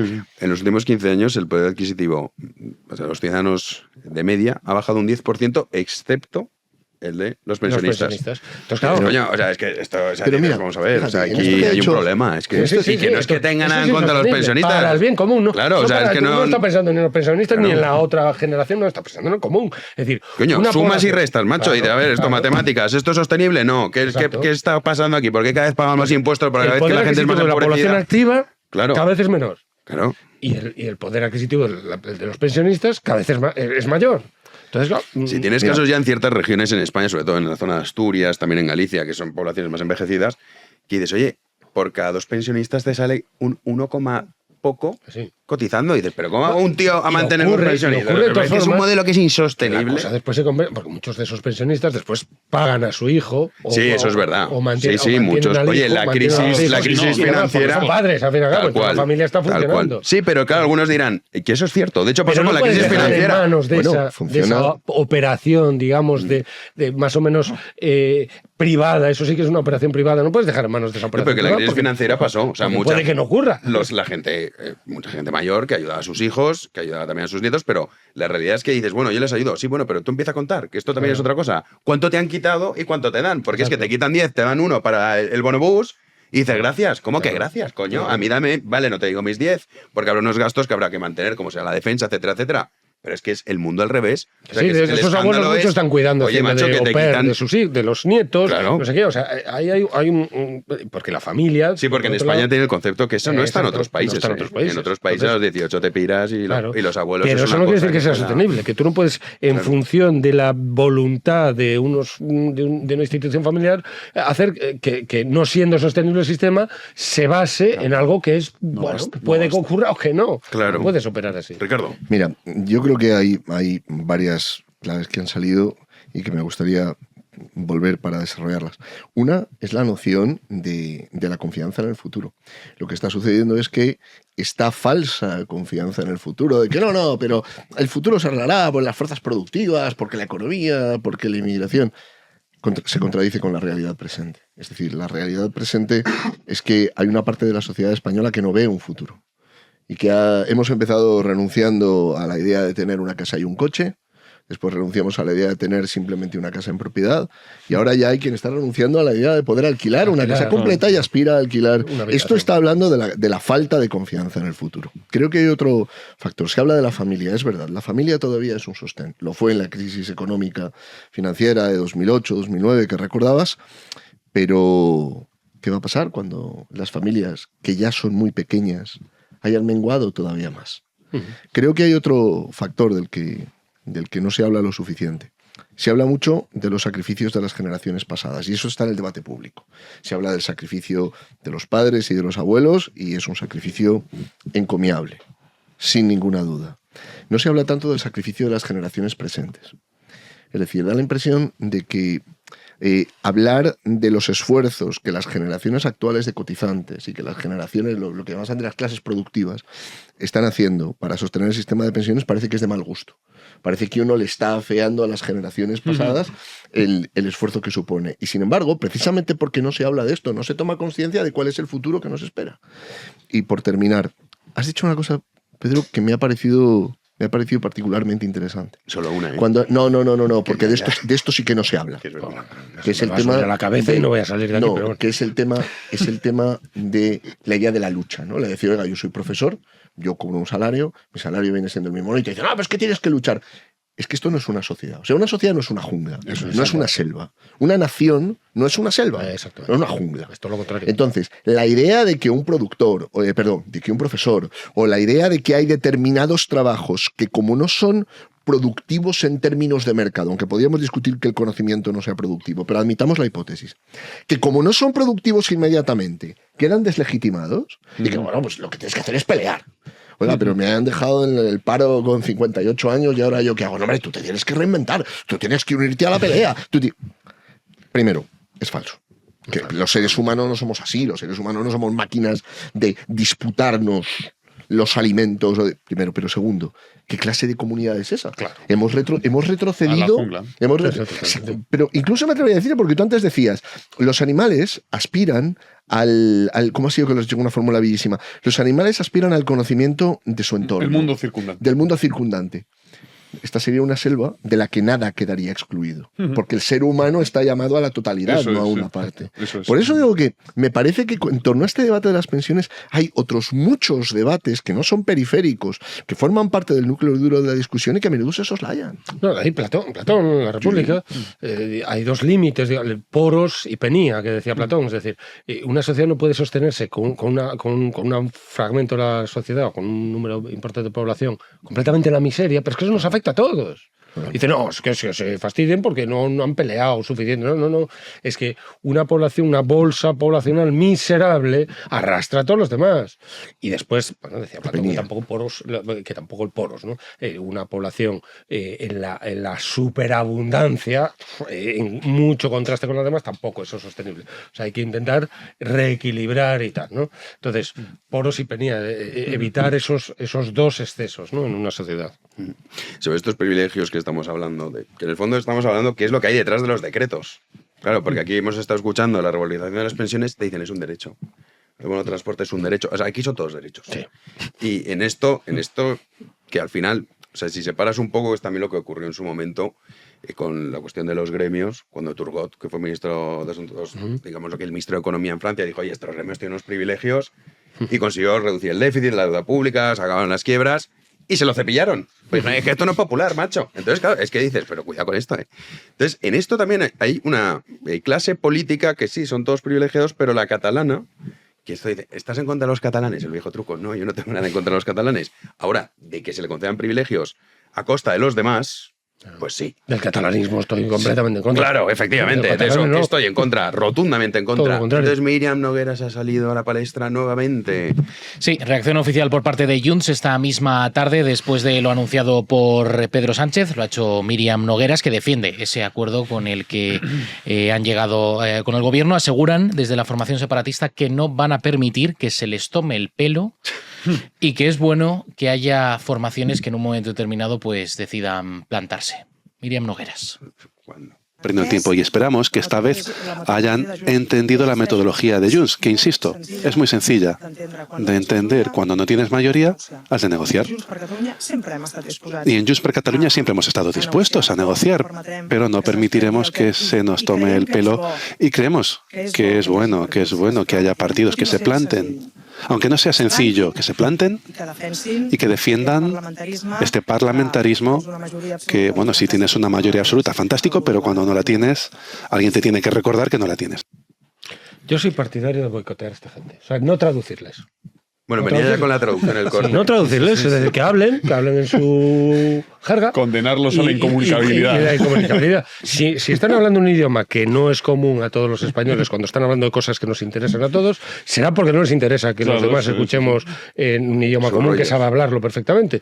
Entonces, pues no traducirles nunca, no traducir. Y aparte es un despilfarro traducirles, porque podría hablar en el idioma común y no lo hace. Entonces, ¿no tiene interés en que lo escuchemos los demás? Por ejemplo, que declaran independencia en catalán y no nos hemos enterado, pues, que sois independientes.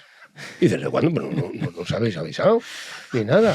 Pues lo habéis dicho en un idioma ajeno al idioma común y no nos hemos enterado. Y a lo mejor declara independencia, pero no nos enteramos. Yo soy partidario de eso. Para juzgar debidamente esta cuestión, Jano, hay que remontarse al origen del problema. Y el origen del problema es la existencia misma de estos partidos políticos. Que estos partidos políticos puedan presentarse unas elecciones. Mientras no nos remontemos al origen del problema, cualquier análisis sobre él será insuficiente. Que un partido político que que conspira contra la unidad de la nación, que es el fundamento del bien común, el fundamento de la comunidad, pueda presentarse a las elecciones, es aberrante. Es aberrante, porque no es un partido político, es una facción separatista que está conspirando contra la unidad y contra la integridad territorial. Eso es, porque presentarse a unas elecciones no es simplemente presentarse a unas elecciones. Las cosas no son lo que parecen, sino lo que significan. De hecho, no son ni siquiera lo que son lo que significan. ¿Qué significa que un partido político pueda presentarse a unas elecciones? Que ese partido político es legítimo.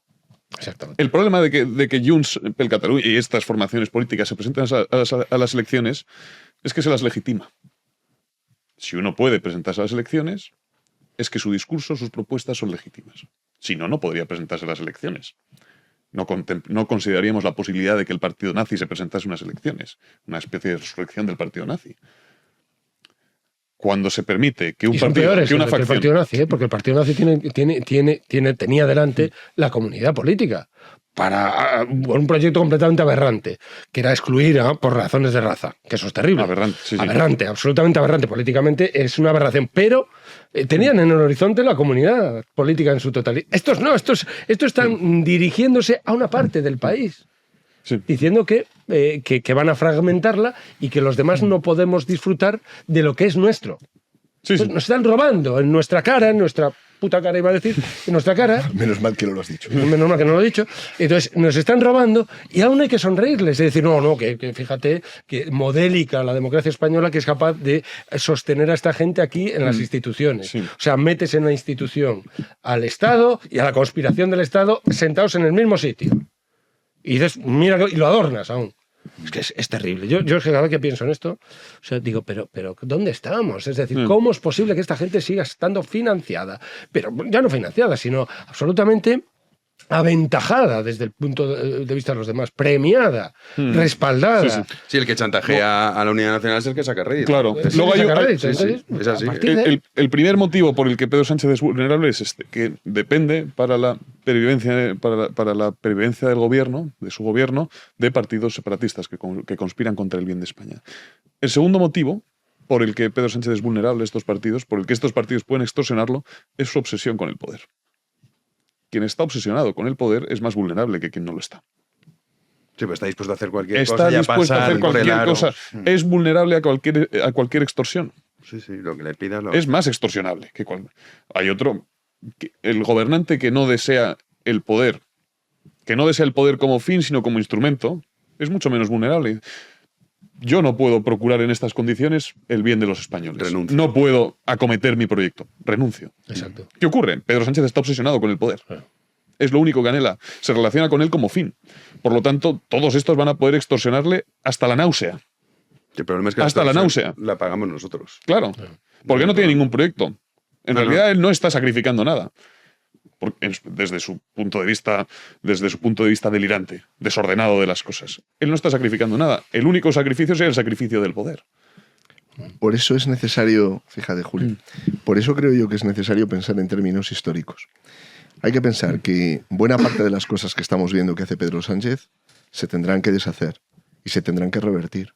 Y tendremos que pensar en términos históricos cómo reconducir una situación política, social y desde luego económica que es no solamente dañina para la nación en términos abstractos, dañina para los españoles, para las generaciones presentes, para los que estamos viviendo hoy aquí y que nos encontramos asfixiados desde el punto de vista de los impuestos, alienados desde el punto de vista de sociedad en la que vivimos, presionados, extorsionados, chantajeados, si se quiere, por estas formaciones políticas. Mira, tú sabes que en Portugal está prohibido. Portugal es un país del que hay que aprender muchísimo. En España deberíamos hablar mucho más de Portugal, además de lo que se hable a propósito del hermano de Pedro Sánchez. Deberíamos hablar mucho más de Portugal porque hay muchas cosas que aprender de los portugueses. Es una de ellas. Tú en Portugal no puedes tener un partido político que proponga la secesión del territorio. En Francia tampoco. Otra cosa, hay una frase famosa en la historia portuguesa que dice que los reyes débiles hacen débiles a los pueblos fuertes. Hoy no hablaríamos de reyes, hablaríamos de gobiernos, de primeros ministros, de políticos, puesto que el rey no tiene unas funciones propiamente ejecutivas en la Constitución. Y lo que estamos viendo son, particularmente el Partido Popular y también el Partido Socialista, ese Partido Socialista al que se espera que salga en defensa de la Constitución en algún momento. Sí, llevan esperando, la PSOE, bueno. llevan esperándolo, llevan esperándolo desde tiempos de Zapatero y no han aparecido, ¿no? Sí. Bien, estos políticos son políticos débiles. Yo en eso sí estoy con Pedro. No sé si la salida sería un boicot, pero creo que la salida sí tendría que ser algo parecido a lo que está haciendo Trump en los Estados Unidos. En términos de ruptura, no vamos a entrar en esta dinámica política, no vamos a aceptar el chantaje. Y ahí está la debilidad que tú decías.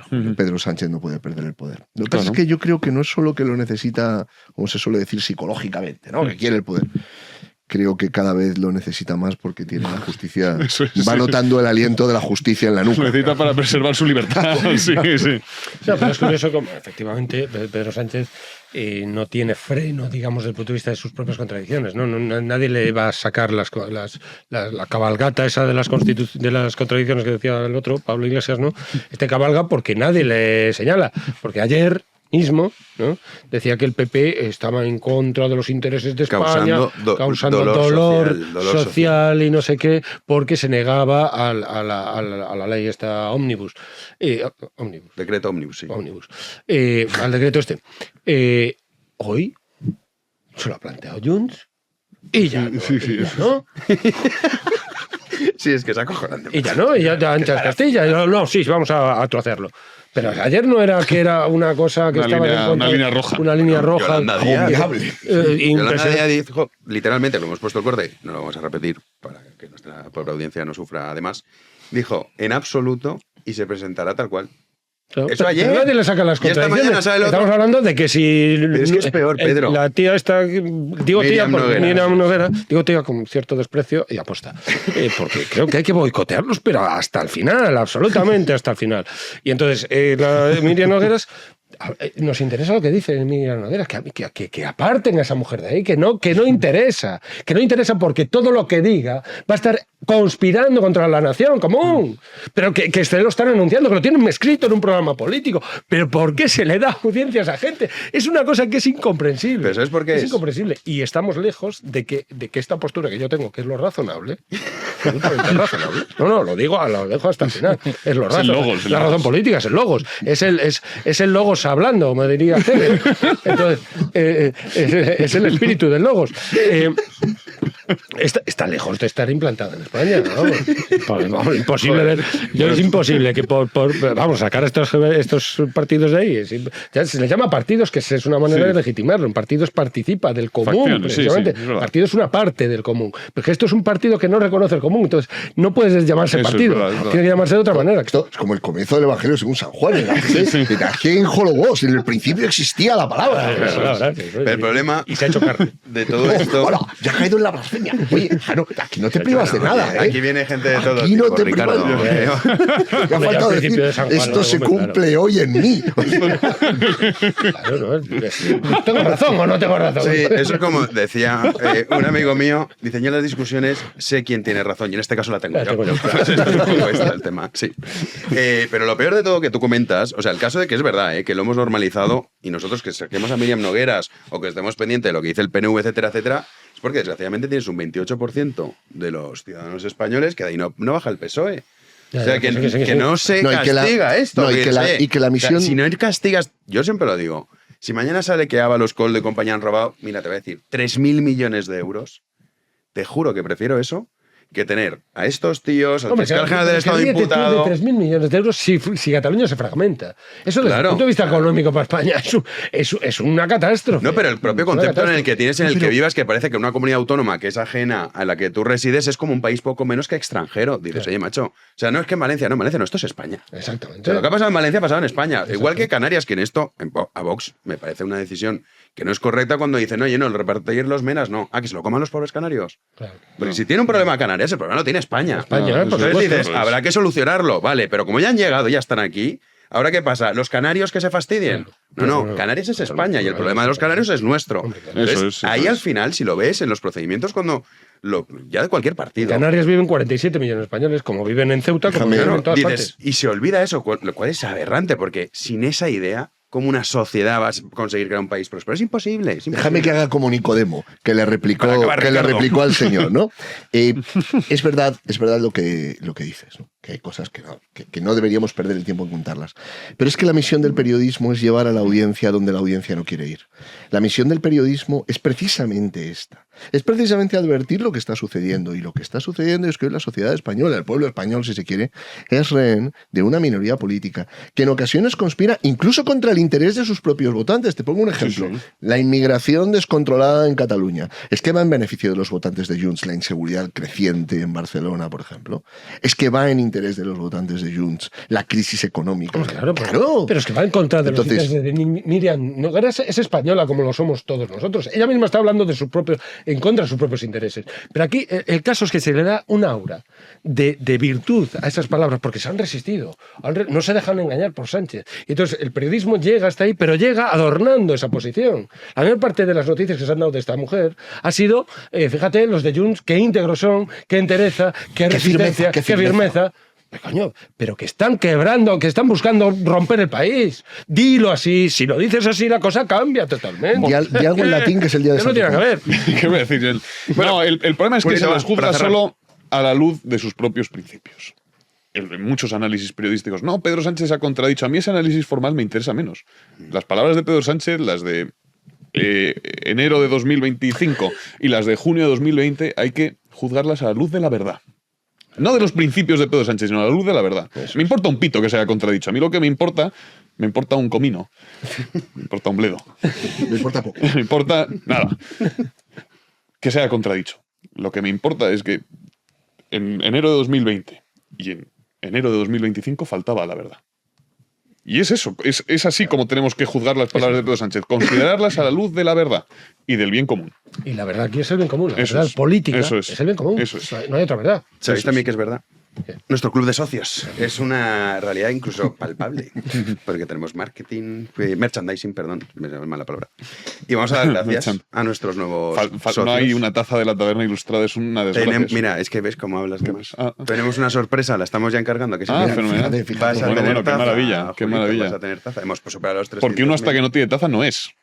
Está ahí en el límite. No. ¿Qué dices? Cualquier momento puedes no volver. Es lo más próximo en la ontología plotiniana, es lo más próximo al no ser. El ser que es sin taza. No, pero tú tienes programa propio, Ricardo. ¿Tú quieres una taza del programa? Bueno, también quiero un programa propio, pero a falta de programa propio me conformo con una taza. Pues hazte socio. ¿Eres socio? No. ¿Ves? Por eso no la tienes. Voy a hacer un Pedro Sánchez. Dame el teléfono que voy a hacer que alguien me haga socio. Vale, yo te hago. Ya verás qué rápido te hago. 3 minutos voy a tardar. Vamos a dar gracias a los que sí son. Silvia de San Sebastián, Sergio de Sofía, Bulgaria. Tenemos muchos expatriados siempre. Correcto. En este caso, Sofía, Bulgaria. Impuestos bajos. Javier, Ciudad Real, Nuria, Vinarós, Isidro, Palma de Mallorca, Agustín, Las Palmas de Gran Canarias, Henar, Torre del Mar, Miguel de Kassel, Alemania, otro expatriado. Carlos de Santander, Víctor de Lorca, Borja de Phuket, este está con menos frío que el que está en Alemania. Está retirado. Igual es alemán, ¿eh? Tú no estás... Oye, pero esto es una catarata de socios. Catarata de socios, sí. ¿Y encima quieres que me haga yo? Hombre, pues sí, claro, porque necesitamos el apoyo de los socios. Siren de Fresnillo de las Dueñas, Patricia de Manises, José, yo no había escuchado nunca, esto está en Reino Unido, Bonnie Rig, ¿tú esto lo habías oído alguna vez?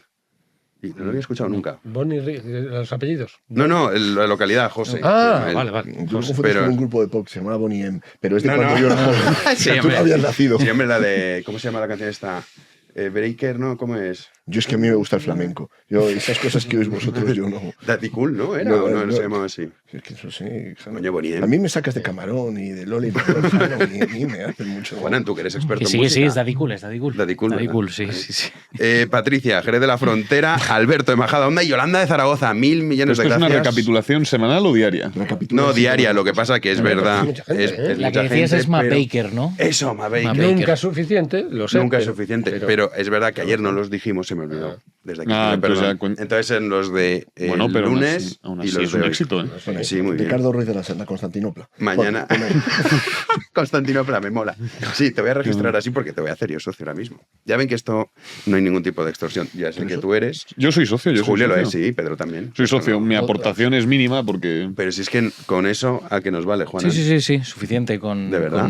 Con es una manera de expresar el cariño. Sí, al final... Oye, y el compromiso de uno con una causa noble. Sí, que en este caso es con la verdad. Exactamente. Que no es con una causa menor. Y la libertad también. Que Julito ahí quizá piensa... Bueno, de una libertad ordenada, la verdad, claro. Sí, claro. Una libertad que no es criterio de sí misma, no, sino libertinaje, que está ordenada. libertinaje, Claro, ¿no? Libertinaje no. Bueno, está subordinada, la verdad. Bueno, nosotros somos griegos y somos libres.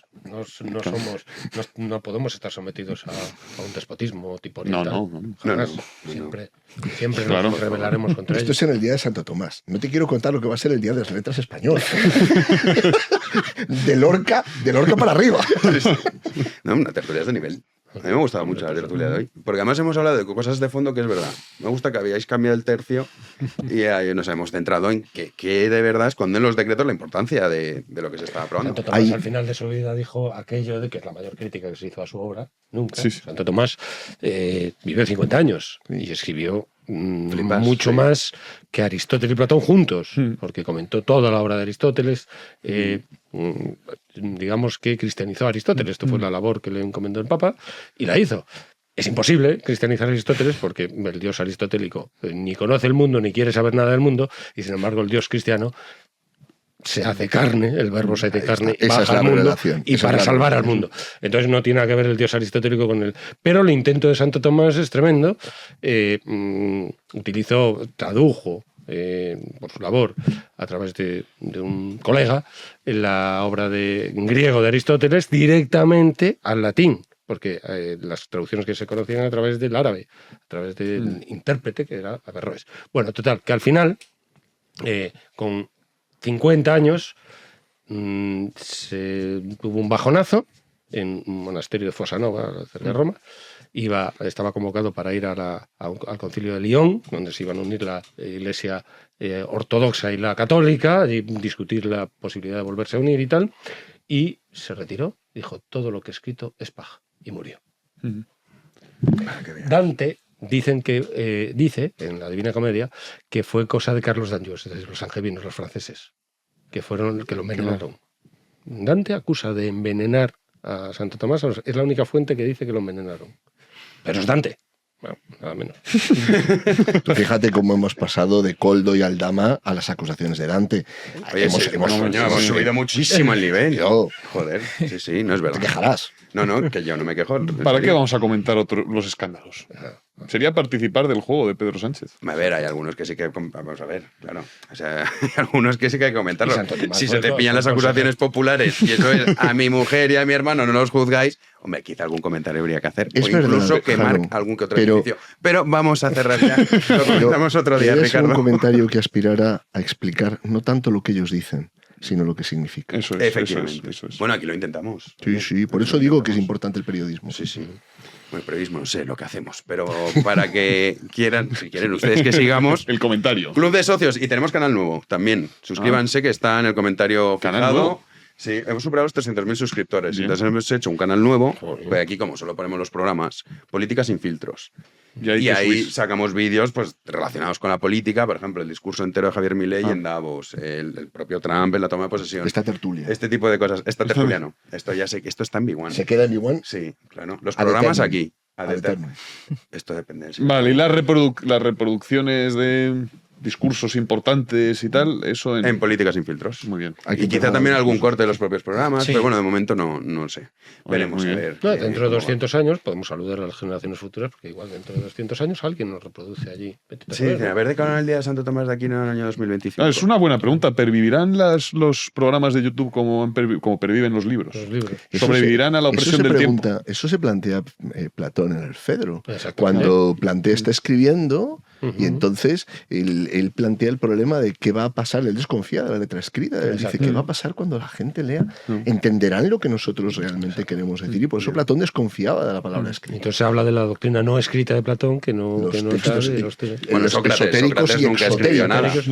Sócrates nunca escribió nada. Habría que hacer Cerramos. una exotérica y otra esotérica. Eso háblalo con Julio, con la taberna ilustrada. Una para los neófitos y otra para los iniciados. Eso, Julito. Con la taberna ilustrada que te vemos este domingo. Este domingo, sí, Dios mediante. Sí. No te olvides de tu propio programa. Dios mediante, Dios mediante. Ya ha señalado con el dedo. Sí, claro, ha sido un acusatorio. Parecía Savonarola. Que quemaba libros, por cierto. Nos vemos el domingo en la taberna. Oye, tengo que recomendar el libro que estoy leyendo, que es fantástico. Bueno, vale, pues nada. Solo lo menciono, Eric Wegelin, Las religiones políticas. Wegelin. Sí, yo es que mi pronunciación me da mal. Pues muy mal. Ricardo. No, lo está subrayando, lo está leyendo de verdad. De verdad. Un placer Nos siempre. vemos próximamente. Sí. Pedriño, lo mismo digo.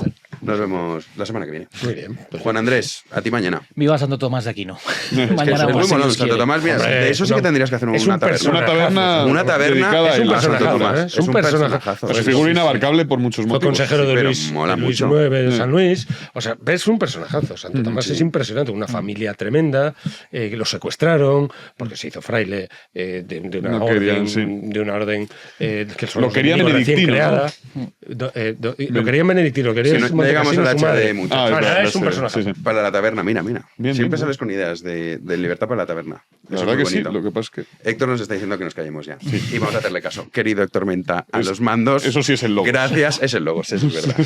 El apocalipsis. Es el de Miurgo, es el de Miurgo. Por favor, no tengo que despedirme de la audiencia, por Dios. Nosotros regresamos mañana a las 9 de la noche, aquí en Libertad, en Mi One Media. Como siempre, muchísimas gracias por estar ahí.